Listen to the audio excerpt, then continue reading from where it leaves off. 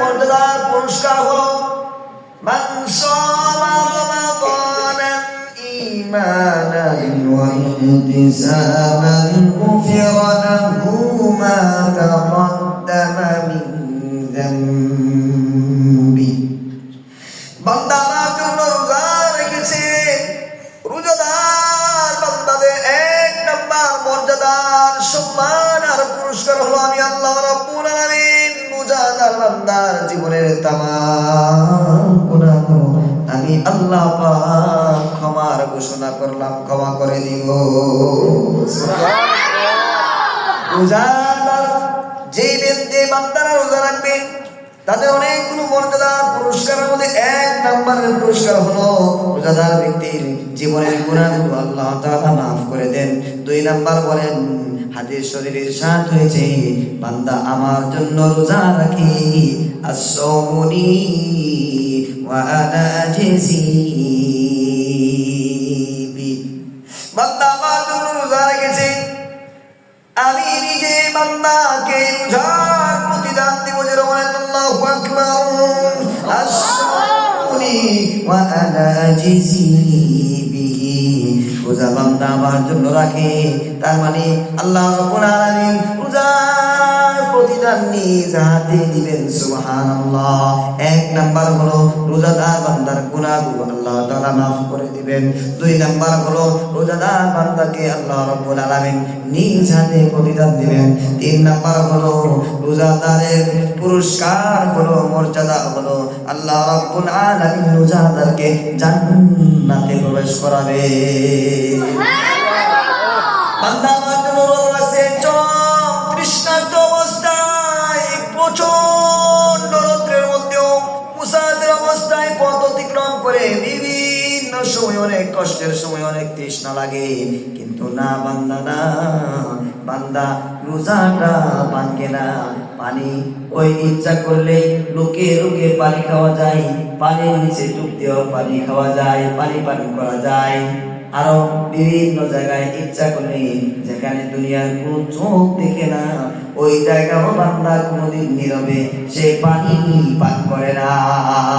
আল্লাহ বান্দা যখন রোজা রাখে আল্লাহ বলেন রোজাদারের জন্য অনেকগুলো পুরস্কার।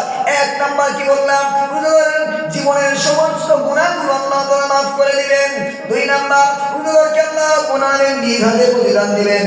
তিন নাম্বার হলো আল্লাহ রাব্বুল আলামিন বলেন মান সামা ইয়াওমান ইবতিগা ওয়াজহিল্লাহি খুতিমা লাহু বিহা দাখালাল জান্নাহ।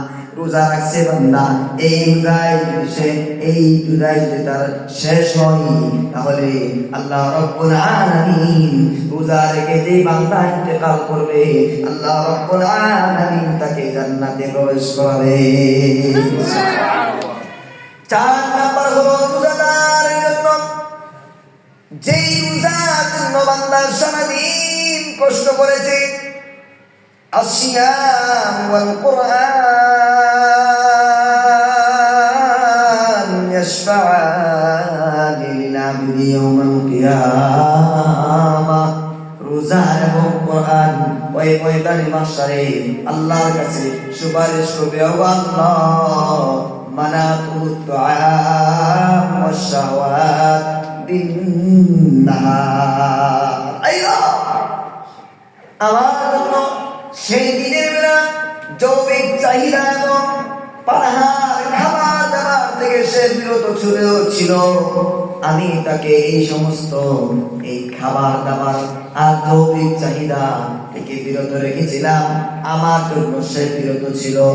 আল্লাহ আপনি আমার সুপারিশ গ্রহণ করুন। দিনের বেলা রোজার কারণে অপরাধ থেকে বিরত ছিল, পানাহার থেকে বিরত ছিল, আরো গুনাহ থেকে বিরত থাকছে, পাশাপাশি যৌতুক চাহিদা থেকেও বিরত ছিল, যেটা জায়েজ ছিল, অথচ রোজার কারণে সেটা এই জায়গা থেকে সে বিরত ছিল। আবার রাতের বেলা কোরআন বলবে, ও আল্লাহ সারাদিন রোজা রেখেছে, দিনের বেলা রোজা রাখার পরে ইফতারি করার পরে ক্লান্ত দেহটা নিয়ে একেবারে শরীরটা মনে হয় ক্লান্ত হয়ে যায়, বিছানায় লম্বা হয়ে শুয়ে যেতে মনে চায়, ঠিক কিনা বলেন? কিন্তু না না, কোরআনের তৃষ্ণা, কোরআনের ভালোবাসা, মালিকের ভালোবাসা, রবের ভালোবাসা, রব্বে কারীমের ভালোবাসা মানুষের দিলকে উজাড় করে দেয়, পাগল পারা করে দেয়।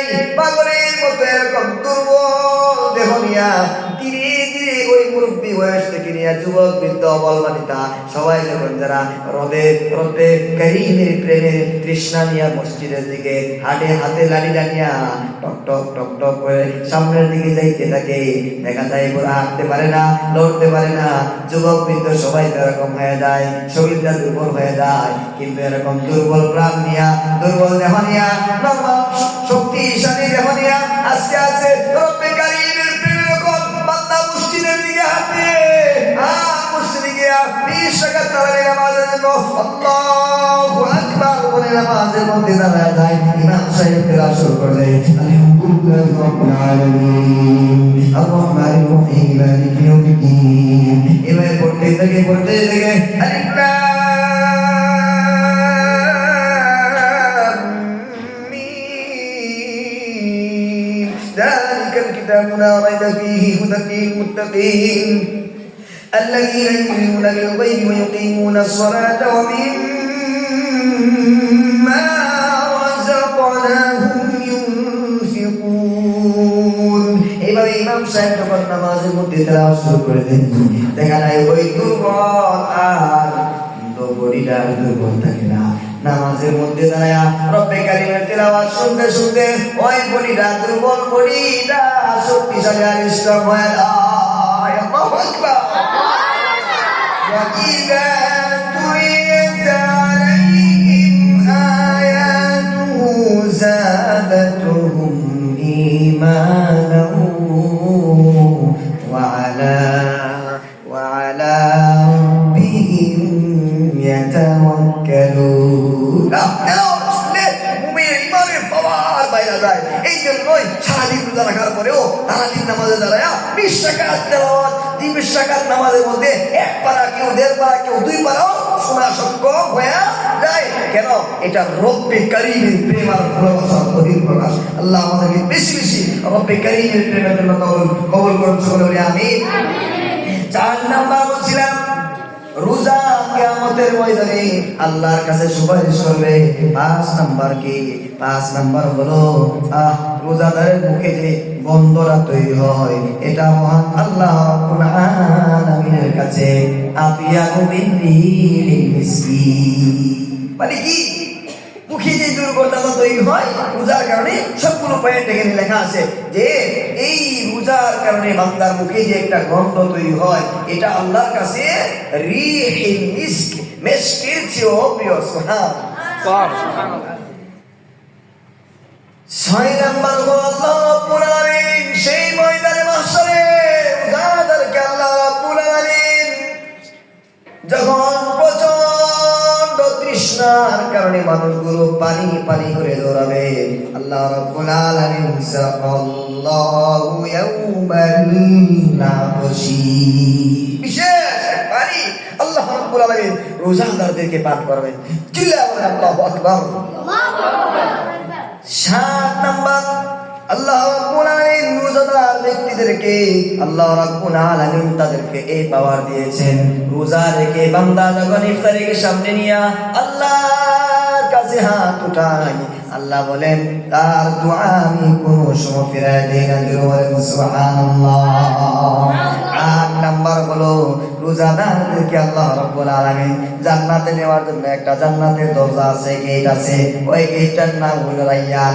ওই গেট দিয়া ফেরেশতারা, ওই দরজার গেটের ফেরেশতারা ডাকবে আইনা সাইমুন, ও রোজাদাররা তোমরা কোথায় আসো? সবাই আসবে আর ঢুকতে থাকবে।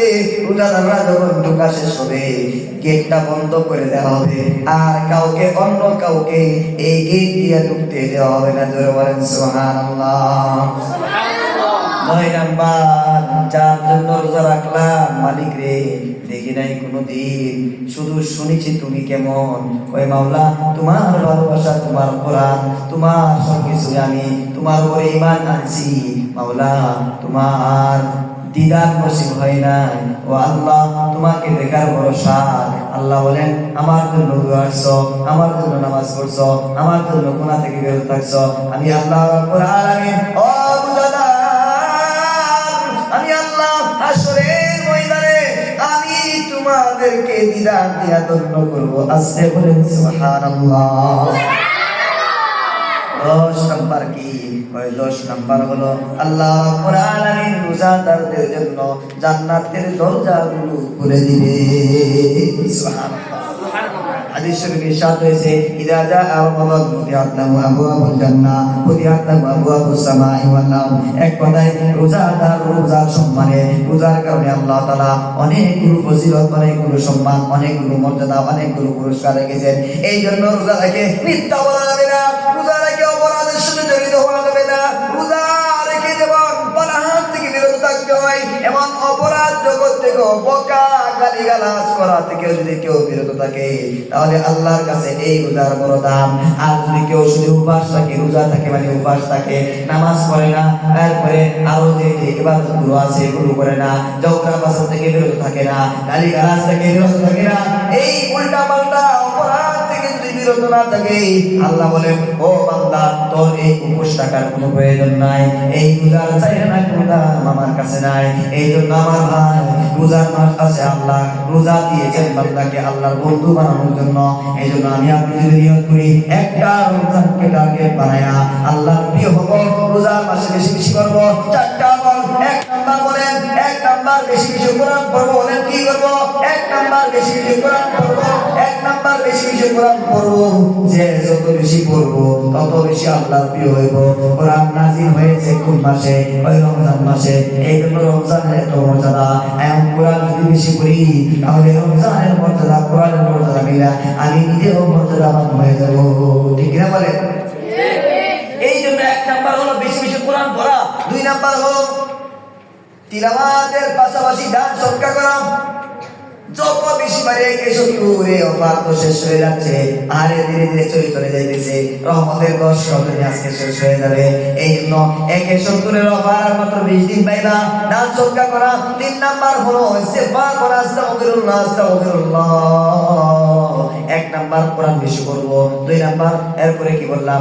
1 নাম্বার কোরআন বেশি করব, 2 নাম্বার দান সদকা করব, 3 নাম্বার তেলাওয়াত। 3 নাম্বার হলো কি?